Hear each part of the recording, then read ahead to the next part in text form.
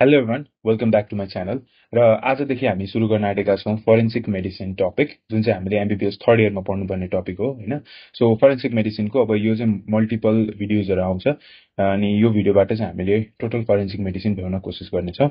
So let's start with this first video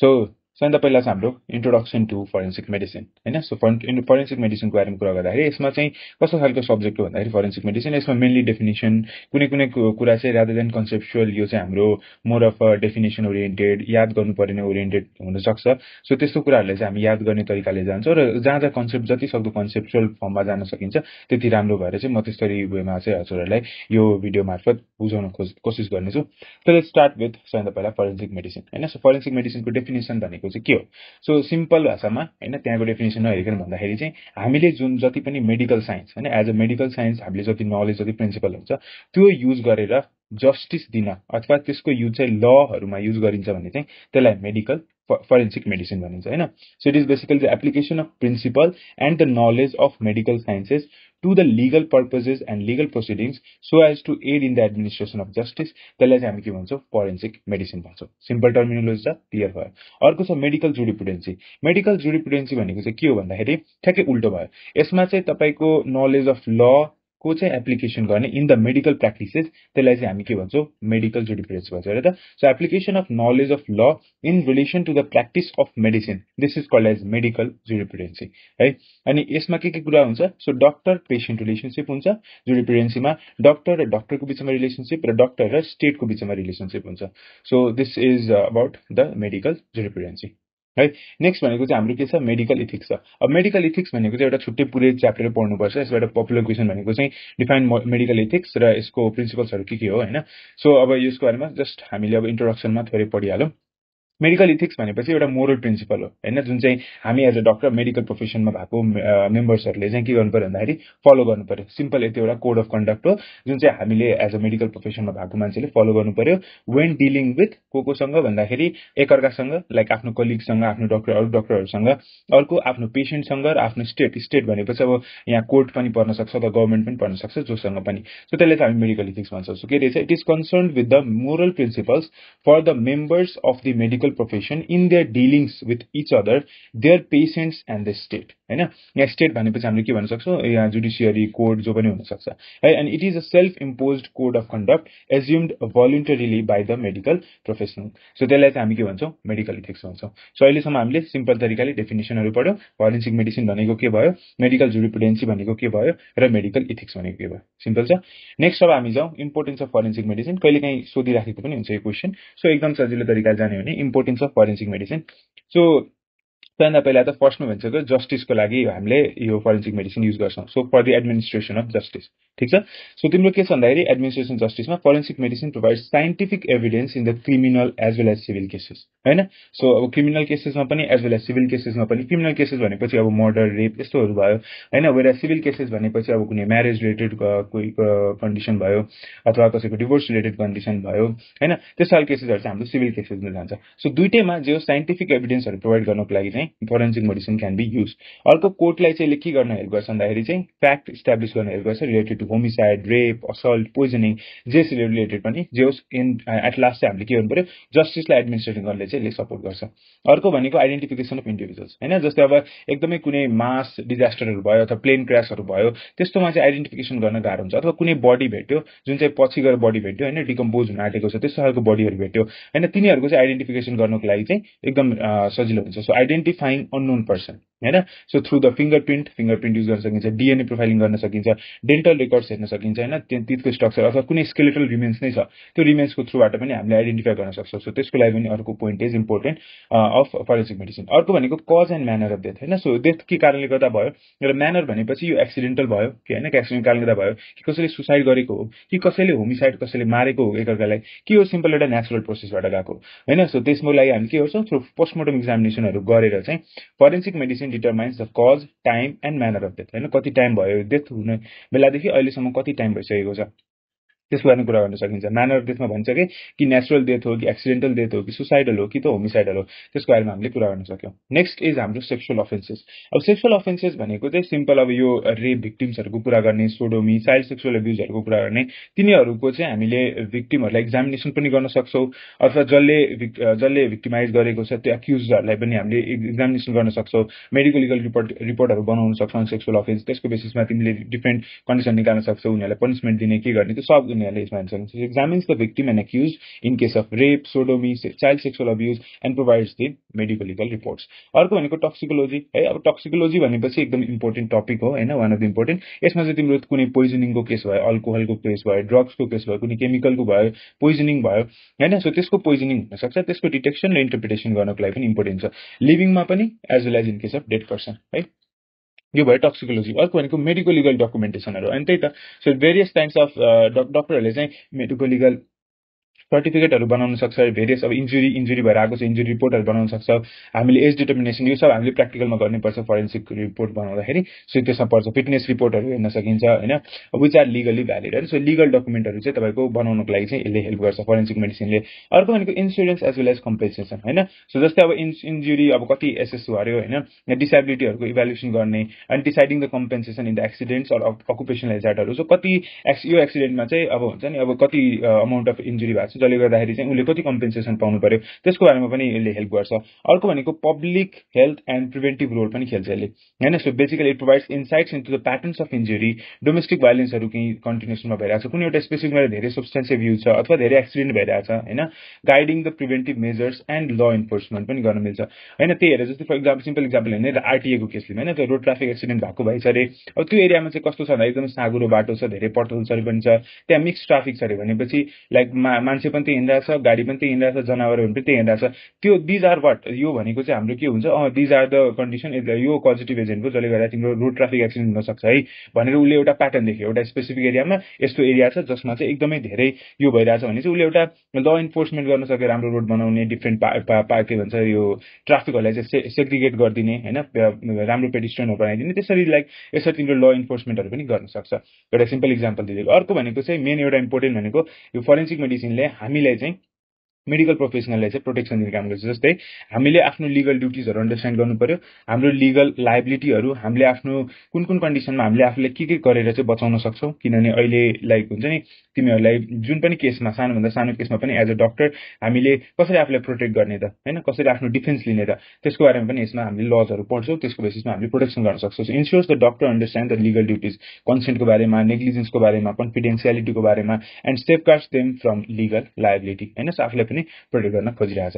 है so these are the importance हैन इम्पोर्टेन्सको बारेमा फेरि एकताली भनौं के रे चाहिँ एउटा जस्टिस एडमिनिस्ट्रेसन गर्न मिल्यो अनि त्यसैगरी हाम्रो कुनै इन्डिभिजुअलहरुलाई आइडेन्टिफाई गर्न मिल्यो कज म्यानर अफ डेथको बारेमा थाहा पाउन सक्यो सेक्सुअल अफेन्समा उनीहरुको मेडिकल लिगल रिपोर्टहरु बनाउन मिल्यो तिनीहरुको एक्जामिनेसन गर्न मिल्यो टक्सिकोलोजिकल एनालाइसिसमा हेल्प गर्न सकिन्छ डकुमेन्टेसनहरु प्रिपेयर गर्नको लागि इन्स्योरेन्स र कम्पेन्सेसनको लागि पब्लिक हेल्थ र प्रिभेन्टिभ रोल पनि यसले एउटा खेल्छ र प्रोटेक्सन अफ मेडिकल प्रोफेसनल्सहरु है अब एउटा नेक्स्ट इज एउटा सानो टपिक छ यसभित्र that is called as offence हैन अब अफेन्स भनेको चाहिँ के हो सो सिम्पल यस्तो खालको एक्ट अथवा omission that is made punishable by law हैन सो हाम्रो लले चाहिँ यस्तो खालको कुनै पनि एक्टलाई चाहिँ अनि यो चाहिँ गर्यो भने तपाईले पनिशमेन्ट पाउनुहुन्छ है भन्ने चाहिँ त्यसले हामी अफेन्स भन्छौं it can be classified as दुईटा किसिमको डिभाइड गर्न सकिन्छ एउटा कग्निसेबल ल हुन्छ अर्को नन कग्निसेबल अफेन्स भन्ने हुन्छ है कग्निसेबल अफेन्स भनेपछि चाहिँ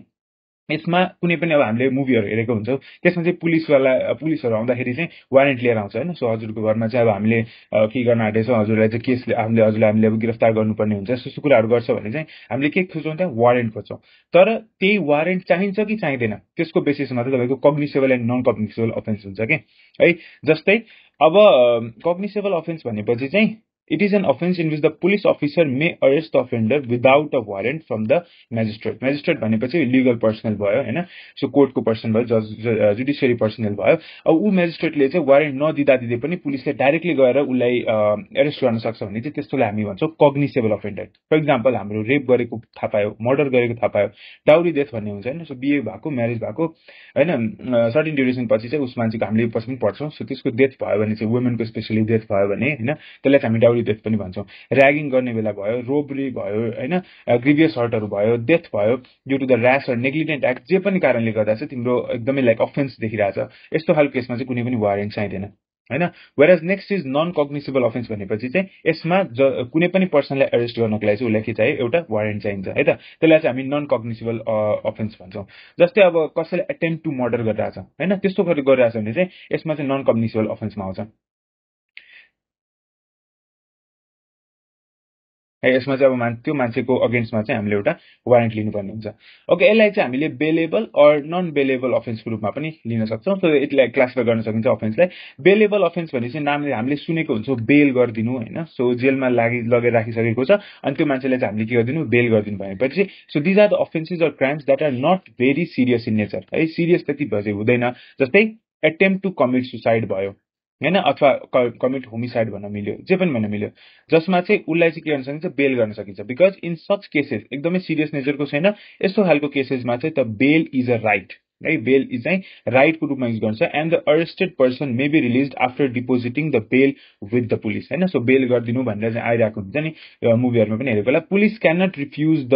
to release the person from custody if he or she fulfills all the necessities हैन, जति पनि नेसेसिटी छ सब उनीहरूले प्रोभाइड गरिरहेको छ भने चाहिँ त्यस्तो हामी बेलेबल अफेन्स भन्छौँ है। अनि यो चाहिँ कसले दिन सक्छ यस्तो खालको केसमा, इफ सिरियस नेचरको छैन भने चाहिँ त्यसलाई चाहिँ इन्भेस्टिगेसन पुलिस अफिसरहरूले चाहिँ दिन मिल्छ है। इन्भेस्टिगेसन जुन पुलिस अफिसर छ उनीहरूले नै आफै दिन मिल्छ, त्यो चाहिँ बेल क्यान बी ग्रान्टेड हैन। यो चाहिँ example attempt to commit suicide, homicide जो पनि हुन्छ, एटेम्प्ट गर्यो।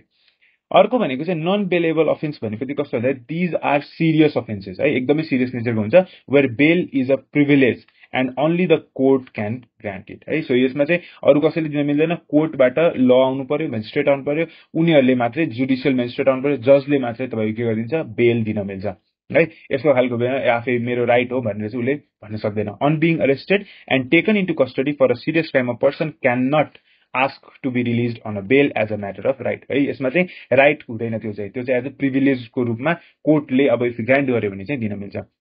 यसमा पुलिसले ग्रान्ट गर्न सक्दैन bail, the decision is taken by judicial magistrate or जज ओन्ली। इक्जाम्पल मर्डरको केस छ भने हैन, सो त्यो मर्डरको केस छ भने चाहिँ त्यसलाई हामी नन बेलेबल अफेन्समा राख्छौँ। ठिक छ, यो भयो। अब अफेन्स गऱ्यौँ, इन सर्ट बुझिहाल्यो। सो यस्तो खालको एक्ट अथवा omission that is made punishable by law, दुईटा किसिमको हुन्छ, कग्निसेबल एन्ड नन कग्निसेबल। कग्निसेबल भनेपछि जसमा चाहिँ वारेन्ट बिना नै पुलिस अफिसरले एरेस्ट गर्न सक्छ रेप मर्डरहरूको केसमा, अनि एटेम्प्ट गर्ने कन्डिसन छ भने चाहिँ नन कग्निसेबल अफेन्समा जान्छ, जसमा चाहिँ वारेन्ट चाहिन्छ टु एरेस्ट अ पर्सन। अर्को यसलाई फर्दर अर्को तरिकाले पनि डिभाइड गर्न सकिन्छ, that is bailable and non bailable offence. So जसमा चाहिँ यो चाहिँ खासै सिरियस नेचरको हुँदैन, जस्तै एटेम्प्ट गर्यो टु कमिट सुसाइड, होमिसाइड हैन, यस्तो खालको कन्डिसनमा चाहिँ उसले बेललाई एज अ राइटको रूपमा युज गर्न सक्छ हैन। ल मैले अनि उसले चाहिँ अब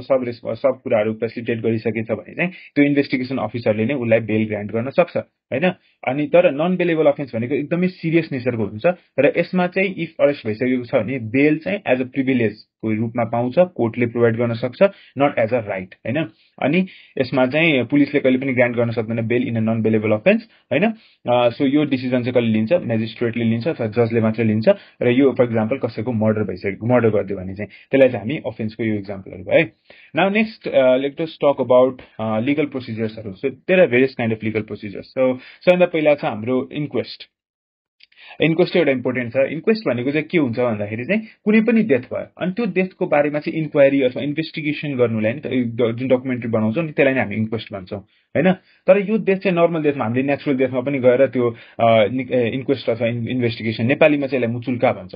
हैन। सो मुचुल्का भन्छ नेपालीमा चाहिँ हैन। सो मुचुल्का भन्ने हुन्छ। अब इन्क्वेस्ट पेपर भन्ने पुलिस इन्क्वेस्ट पनि भन्न सकिन्छ हैन। नेपालमा चाहिँ मोस्ट कमनली युज भनेको पुलिस इन्क्वेस्ट हो। सो इन्क्वेस्ट भनेपछि यस्तो खालको इन्भेस्टिगेसन, तर कस्तो खालको डेथमा हुनु पर्यो, यो जुन बेला डेथ चाहिँ एकदमै सस्पिसियस सर्कमस्टान्सेस, नेचुरल डेथ हैन त्यो हैन, अननेचुरल डेथ अथवा सस्पिसियस सर्कमस्टान्सेसमा सुसाइडल, होमिसाइडल यिनीहरू केसमा रादर देन नेचुरल हैन। So investigation it is an investigation or inquiry into the cause of death हैन, के कारणले गर्दा भएको छ भनेर, where the death has occurred in a suspicious circumstances or death चाहिँ के छ अननेचुरल प्रोबेबल छ भने त्यस्तो खालको केसमा चाहिँ तिमीले जुन इन्भेस्टिगेसन इन्क्वायरी बनाउँछौ त्यसलाई चाहिँ हामी इन्क्वेस्ट भन्छौँ। इन्क्वेस्ट धेरै किसिमको हुन्छ, कोरोनर्स इन्क्वेस्ट भन्ने हुन्छ, पुलिस इन्क्वेस्ट भन्ने हुन्छ, म्याजिस्ट्रेट अथवा कोर्टले गर्ने इन्क्वेस्ट हुन्छ, मेडिकल एक्जामिनरले गर्ने इन्क्वेस्ट हुन्छ, नेसनल ह्युमन राइट कमिसनले पनि अब एकदमै ठुलो ह्युमन राइट भायोलेसन भएको छ त्यस्तो बेलामा पनि उसले इन्क्वेस्ट निकाल्न सक्छ। तर नेपालमा मोस्ट कमन भनेको चाहिँ कुन हो भनेर सोध्यो भने चाहिँ हाम्रो पुलिस इन्क्वेस्ट, कहिलेकाहीँ चाहिँ सस्पेन्ड केस सोध्न पनि सक्छ पुलिस इन्क्वेस्टको बारेमा। सो त्यस कारण त्यसको बारेमा कुरा गरौँ। सो पुलिस इन्क्वेस्ट भनेपछि चाहिँ तपाईँको के गर्छ, यो कसले बनाउँछ, so officer incharge of the police station होइन। सो पुलिस स्टेसनको जो चाहिँ इन्चार्ज हुन्छ उसले चाहिँ यो इन्क्वेस्ट पेपर बनाउँछ। In case of always in case of unnatural death, natural डेथमा चाहिँ हुनेवाला छैन होइन। र यसले के गर्छ भन्दाखेरि यो उनीहरूले चाहिँ यो गरिसकेपछि पुलिस इन्क्वेस्टको कुरा चाहिँ हायर अफिसर अथवा तिम्रो त्यो लिगल जुन जुडिसियरी लेभलमा म्याजिस्ट्रेटहरूलाई चाहिँ उसले इन्फर्म गर्नुपर्ने हुन्छ। र यो के गर्छ, पुलिस इन्क्वेस्ट गर्ने बेला चाहिँ जान्छ क्राइमतिर जान्छ, सिन अफ क्राइममा जान्छ, कसरी अकर हुन्छ होइन। अनि उसले conducts the inquest in the presence of 2 or more respectable inhabitants of the neighbourhood, जसलाई हामी पञ्चज भन्छौँ होइन। सो कुनै एउटा लोकालिटी ए भन्ने कम्युनिटीमा भएको छ भने, यो एरियामा भएको छ भने यो छेउछाउको 1-2 जना मान्छेहरूलाई बोलाउने, उनीहरूले चाहिँ पञ्चज भन्ने, उनीहरूको कुरा सुन्दै सुन्दै तपाईँले चाहिँ यो इन्क्वेस्ट अथवा मुचुल्का बनाउनु पर्ने हुन्छ। अहिले हामी हेर्छौँ के हो त्यो भनेको, सो प्रिपेयर्ड इन्क्वेस्ट पेपर जुन चाहिँ नेपालीमा चाहिँ मुचुल्का भन्छ, इन्डियाहरूमा चाहिँ पञ्चनामा भन्छ त्यसलाई है।